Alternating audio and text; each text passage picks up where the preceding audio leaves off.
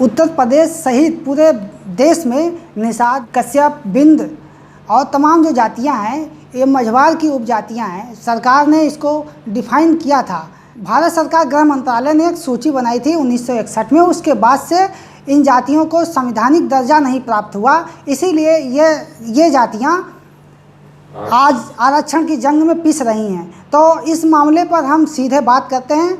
National association of fisherman, राष्ट्रीय निषाद संघ के प्रदेश अध्यक्ष कैलाश निषाद जी, अखिल भारतीय लोधी निषाद कश्यप एकता समता महासभा, उसके भी प्रदेश अध्यक्ष हैं कैलाश निषाद जी। हम सीधे बात करना चाहेंगे कि आखिर ये जो समाज है इतना गुमराह होता जा रहा है।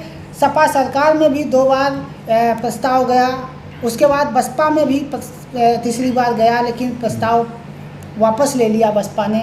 सपा ने भेजा था, बसपा ने वापस ले लिया। अब भाजपा सरकार है, तो अब भाजपा क्या करना चाहती है और समाज को आखिर ये संगठन के माध्यम से आप लड़ाई किस तरीके से लड़ रहे हैं और वर्तमान सरकार इस पर क्या कर रही है? मैं कैलाश निषाद, प्रदेश अध्यक्ष नेशनल एसोसिएशन ऑफ फिशरमैन, राष्ट्रीय निषाद संघ एवं अखिल भारतीय लोधी निषाद बिंद कश्यप समता महासभा। आरक्षण की लड़ाई 1992 से लगातार लड़ी जा रही थी और इस लड़ाई में हम लोगों के नेता स्वर्गीय मनोहर लाल जी एडवोकेट, पशुधन एवं मत्स्य मंत्री उत्तर प्रदेश सरकार, 1992 में हम लोगों ने एक बैठक कानपुर में हुई थी और उस लड़ाई में एक तय किया गया था कि हमारा समाज निषाद, धीमर, बाथम, गुड़िया, रैकवर, कहार समाज जो हमारा है ये काफ़ी आर्थिक रूप से पिछड़ चुका है और इनके जो परंपरागत पेशे हैं बालू खनन, मोरंग, नौका घाट और मत्स्य पालन, ये अन्य समाज को लाभ इसका उठा रहा और दे रहे हैं, इनको पुश्तैनी पेशे का लाभ नहीं मिल पा रहा है। उन्होंने लड़ाई लड़ी, हम लोग भी उस समय मैं उन्नाव जनपद का, प्रदेश का, जिले का महामंत्री था। उनके नेतृत्व में सपा बसपा सरकार की गठबंधन की सरकार बनी और इसके पहले उन्होंने 2 बड़े सम्मेलन 1992 में संगम तट पे इलाहाबाद में किया, हरिद्वार में हुए, आगरा में हुए, तो उनके माध्यम से एक जन जागरूकता तैयार हुई। उसके बाद में मनोहर लाल जी को मुलायम सिंह सरकार में कैबिनेट मंत्री बनाया गया और 20 जनवरी 1994 को बेगम हजरत महल पार्क में करीब 5 लाख लोगों की भीड़ हुई जो पूरे प्रदेश से, उसमें मैं भी गया था और हमारे उन्नाव जनपद से 100 बसें गाड़ियाँ गई हुई थी। सबसे ज़्यादा भीड़ हमारे उन्नाव जनपद की, क्योंकि नज़दीक हमारा जनपद था और उसमें प्रमुख 2 मुद्दे थे, अनुसूचित जात की में मझवार को परिभाषित करने की और फूलन देवी की रिहाई। फूलन देवी की रिहाई हो गई और अनुसूचित जात वाला जो मुद्दा था वो नहीं मिल पाया, लेकिन मुलायम सिंह जी ने, मनोहर लाल जी ने एक और मांग रखी कि हमारा परंपरागत पेशा बालू खनन, मोरंग, मत्स्यजीवी समितियों के माध्यम से तालाबों का पट्टा, ये लाभ हमको मिलना, हमारे समुदाय को मिलना चाहिए। मुलायम सिंह जी ने वहीं से घोषणा की कि फूलन देवी की रिहाई की जाती है और बालू खनन, मत्स्य पालन, नौका घाट का ये पट्टे इसी समुदाय, निषाद समुदाय के व्यक्तियों को दिया जाएगा। वो शासनादेश जारी हुआ, लेकिन अब तो दूसरे समुदाय के लोग इसका लाभ ले रहे हैं। ये उसके बाद सपा बसपा सरकार गई, भाजपा की सरकार आई, उसमें संशोधन हुआ और संशोधन उसमें अन्य जातियों को भी शामिल किया गया, जिसका हमारा संगठन राष्ट्रीय निषाद संघ लगातार इसका विरोध करता चला आ रहा। इसके बाद में समाजवादी पार्टी की, बसपा की सरकार बनी, उसने भी अनुसूचित जात को उसमें शामिल कर दिया, उसका भी हमारा संगठन लगातार विरोध करता रहा और उसके बाद में फिर भारतीय जनता पार्टी की सरकार आई, उसमें फिर उन्होंने संशोधन किया, उसकी भी लड़ाई जारी रही। लेकिन हमारी जो प्रमुख मांग थी मझवार को परिभाषित करने, समाजवादी पार्टी सरकार में प्रस्ताव गया, उसमें 17 जातियों को जोड़ा गया। जो मझवार की उपजातियाँ मल्लाह, केवट है, तुरैहा की उपजाति धीवर, बाथम, गुड़िया, रैकवार, कहार है और पासी तरमाली की राजभर है।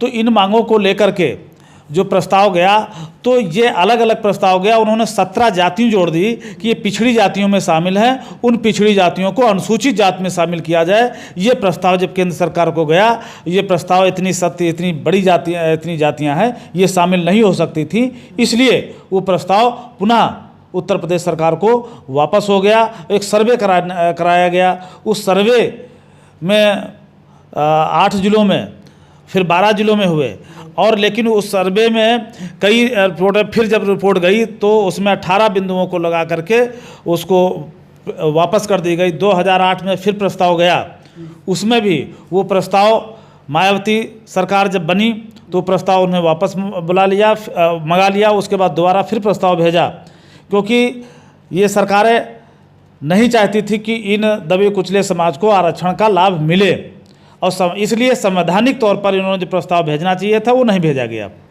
अब ये जो लड़ाई आपकी है, क्योंकि विधानसभा चुनाव भी आ रहा है और सभी जो आपके समाज के संगठन हैं, पार्टियां हैं, वो समाज में कह रहे हैं हम आरक्षण दिलाएंगे, और भाजपा सरकार से भी मिल के आरक्षण दिलाने की बात कर रहे हैं। और सपा से जो संगठन जुड़े हैं, सपा वाले कह रहे हैं हम दिलाएंगे, कांग्रेस वाले कह रहे हैं हम दिलाएंगे।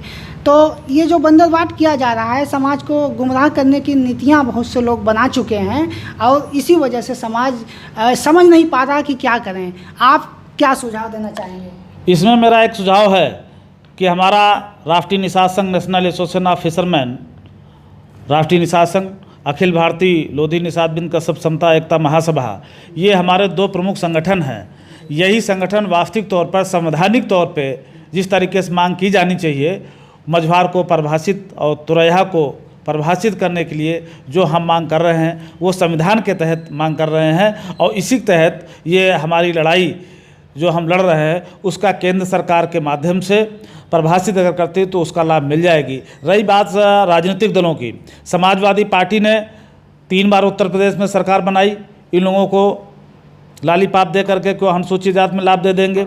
उसके बाद बहुजन समाज पार्टी ने भी हम लोगों का वोट लिया, सरकार बनाई 3 बार, लेकिन हम लोगों को आरक्षण का लाभ नहीं दिया। उसके बाद कांग्रेस ने भी अपना प्रस्ताव रखा, शामिल किया कि अगर हम सत्ता में आए तो इनको अनुसूचित जात का लाभ देंगे। इसके बाद में भारतीय जनता पार्टी 2014 में 12 में जो उनका घोषणा पत्र आया, उन्होंने भी वादा किया, और माननीय मुख्यमंत्री जी, तत्कालीन मुख्यमंत्री जी योगी जी हैं, ये भी इन्होंने भी कहा था कि अगर हम सत्ता में आते हैं तो अनुसूचित जात का लाभ, मझवार को परिभाषित करने का, इस समुदाय को हम लाभ देंगे। लेकिन आज 5 साल होने को हैं, 17 में सरकार भारतीय जनता पार्टी बनी थी, फिर विधानसभा चुनाव, लेकिन दोबारा फिर चुनाव आने वाले हैं, लेकिन भारतीय जनता पार्टी ने भी हम लोगों को लाभ नहीं दिया, अनुसूचित जात का परिभाषित नहीं किया।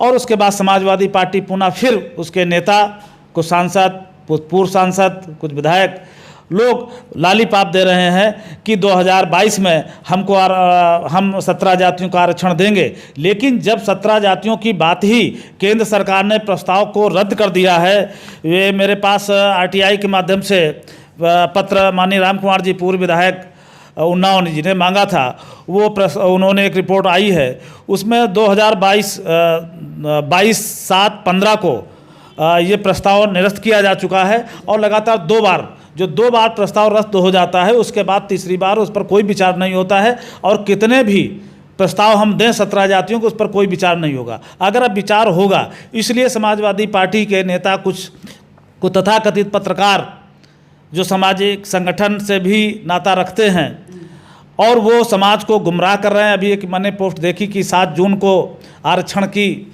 जंग होगी, वो फर्जी जंग है, कोई उसका निराधार है, उससे कोई लेना देना नहीं है। अगर हमको अनुसूचित जात का लाभ लेना है तो मैं उत्तर प्रदेश के निषाद समाज के, तुरैया समाज के लोगों से अनुरोध करना चाहूँगा कि ऐसी भ्रामक सूचनाओं में न फंसें और उनको मुंहतोड़ जवाब दें, और उनसे कहें कि जब ये प्रस्ताव 17 जातियों का 2 बार निरस्त हो चुका है, 22/7-15 को निरस्त किया जा चुका है, तो अब इस पर दोबारा लाभ मिलने वाला नहीं है। दोबारा अगर लाभ प्रस्ताव पर, ज्ञापन पर अगर विचार होगा तो मझवार को और तुरैया को परिभाषित करने वाला जो प्रस्ताव है, उसी पर जो हम ज्ञापन हम लोगों ने दिया था सितंबर में 2020 में, और सभी जनपदों से दिया गया था, उस पर विचार हो रहा है। और उसको माननीय विधायक जी ने जो प्रस्ताव की अभी मांगी है आरटीआई के तहत, उसमें उन्होंने राष्ट्रीय पिछड़ा वर्ग आयोग को रिपोर्ट भेजी है, लेकिन वहाँ भी गलत हमारी रिपोर्ट गई है, क्योंकि हमारी रिपोर्ट जब तक गृह मंत्रालय, सामाजिक अधिकारिता मंत्रालय माध्यम से ही समस्या हल हो सकती है। इसके लिए पुनः फिर हम माननीय मुख्यमंत्री जी को, माननीय राष्ट्रपति जी को और प्रधानमंत्री जी को संस्था के माध्यम से हम लोगों ने पत्र लिखा है और जल्द ही हम जा कर के भी समय ले रहे हैं, वार्ता भी करेंगे। 2022 के पहले अगर हमको, चुनाव के पहले अगर हम लोगों को लाभ नहीं मिलता है तो हमारा संगठन, हम लोग समाज के सभी सामाजिक संगठनों से अनुरोध करते हैं, मिल बैठ करके हम लोग ये विचार विमर्श करेंगे किस संगठन, किस पार्टी को समर्थन करना है, किसका सहयोग करना है। अगर हमारा आरक्षण नहीं तो हम लोगों का वोट विरोध में जाएगा। जो भी सत्ता में आने का प्रयास करेगा तो हम लोगों की मांगों को पूरा करना होगा, ये हमारी मांग होगी और इस मांग को जो भी राजनीतिक दल पूरा करेगा हम उसी को सपोर्ट करेंगे। अगर कोई दल हमारी मांगों को नहीं पूरा करता है तो हम निश्चित तौर पर उसका विरोध करेंगे पूरे प्रदेश में। तो आपने सही मायने में देखा जाए तो समाज के लिए जो ये आरटीआई के माध्यम से सूचनाएं एकत्रित की जा रही है, तो कहीं जो है समाज को गुमराह करने वाले तत्वों से बचने के लिए आप लोग जागरूक कर रहे हैं। तो इस तरह की बातों का आपने उल्लेख किया संस्था के माध्यम से, और जो राजनीतिक पार्टियां गुमराह कर रही है समाज को, उसको भ्रमित करने वाले तत्वों से बचने के लिए भी आपने सलाह दिया। तो अब अगला कदम जो 2022 का चुनाव आ रहा है, जो पार्टियां बड़ी तेज़ी से जो है साठगांठ करती नज़र आ रही हैं, तो ऐसे में समाज को क्या संदेश देना चाहेंगे कि इन पार्टियों से, ऐसे लोगों से कैसे सावधान रहें और सही मायने में जो लड़ाई लड़ रहा है आरक्षण की, उसका साथ देना चाहिए, उसको समझना चाहिए? मैं इसमें उत्तर प्रदेश के निषाद समुदाय के लोगों से अनुरोध करना चाहूँगा कि इस समय वोट के लिए विभिन्न पार्टियां एवं कुछ पार्टियों के जो लगातार वोट लेते चले आए हैं, वो लोग गुमराह, उनके नेता गुमराह करने का काम कर रहे हैं। उनसे सावधान रहने की ज़रूरत है। और एक सामाजिक संगठन जो मझवार तुरहा को परिभाषित करने के लिए सही मायने में संविधान प्रति के दायरे में रह करके मांग कर रहा है, उसका साथ दें। उसमें हमारा संगठन अखिल भारतीय लोधी निषाद बिंद कश्यप समता महासभा एवं राष्ट्रीय निषाद संघ नेशनल एसोसिएशन ऑफ फिशरमैन वास्तविक रूप से संवैधानिक दायरे में रह करके लड़ाई लड़ रहा है और 1992 से लगातार लड़ाई लड़ता चला आ रहा है। और आप जब तक हम लोगों का आरक्षण प्राप्त नहीं हो जाएगा तब तक ये जंग हम जारी रखेंगे। और इसलिए प्रदेश के निषाद समुदाय, कश्यप मछुआरा समुदाय के लोगों से मेरा निवेदन है, अनुरोध करना चाहूँगा कि जो विभिन्न राजनीतिक दलों के माध्यम से लोग गुमराह कर रहे हैं आरक्षण के नाम पर, 17 जातियों के नाम पर, वो 17 जातियों का लाभ मिलने वाला नहीं है। प्रस्ताव भारत सरकार ने रद्द कर दिया है। अब अगर हमको लाभ मिलेगा, आरक्षण मिलेगा, तो मझवार और तुरहा को परिभाषित करने के बाद में ही हमको आरक्षण मिलेगा। उसकी लड़ाई हमारा संगठन लड़ रहा है और इसका हम लोगों को साथ दें और निश्चित तौर पर हम लोगों को आरक्षण की लड़ाई हम जीतेंगे। तो कहते हैं कि हम राजाओं के ख़ानदान के हैं, महाराजा निषाद राज के वंशज हैं, इसे लेकर कहते हैं कि आप राजा हो, राजा बनना चाहते हो तो आप राजा ही बने रहिए।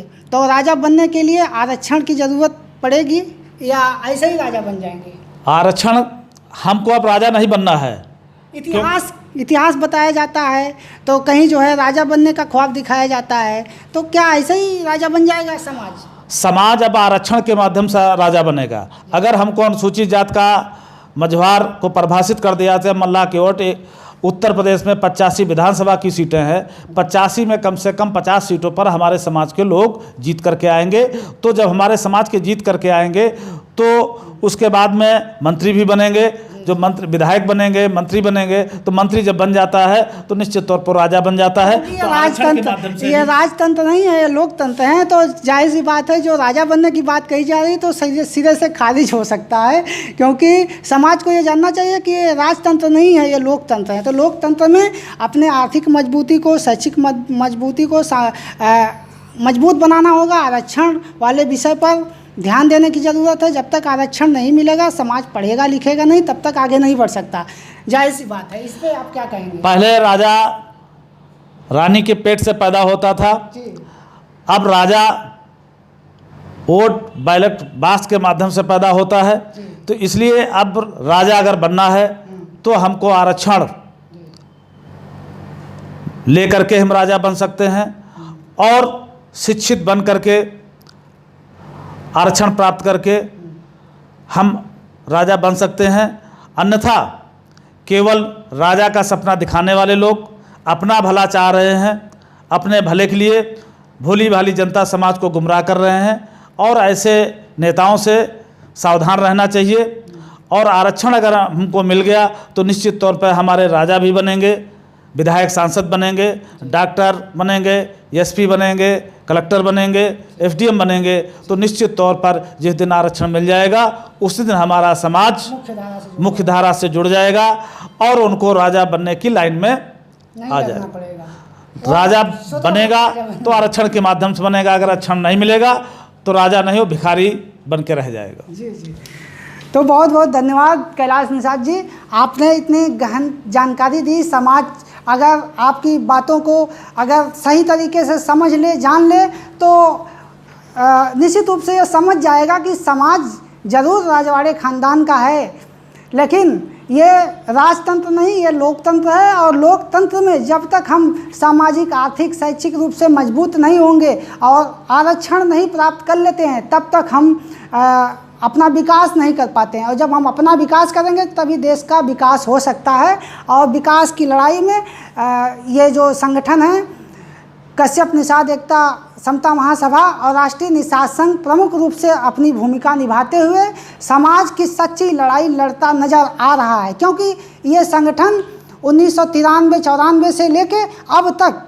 कई तरीके से लड़ाई लड़ रहा है और आरटीआई के माध्यम से भी ये लड़ाई आज भी लड़ रहा है। ऐसे में और कई बार जंतर मंतर दिल्ली पर प्रदर्शन किया और यूपी में अब ये लड़ाई विधानसभा चुनाव से पहले बहुत तेज़ी से लड़ रहा है। समाज को जागरूक करने में लगा हुआ है और समाज के जो गुमराह करने वाले लोग हैं उनसे बचने की हिदायत भी दे रहा है।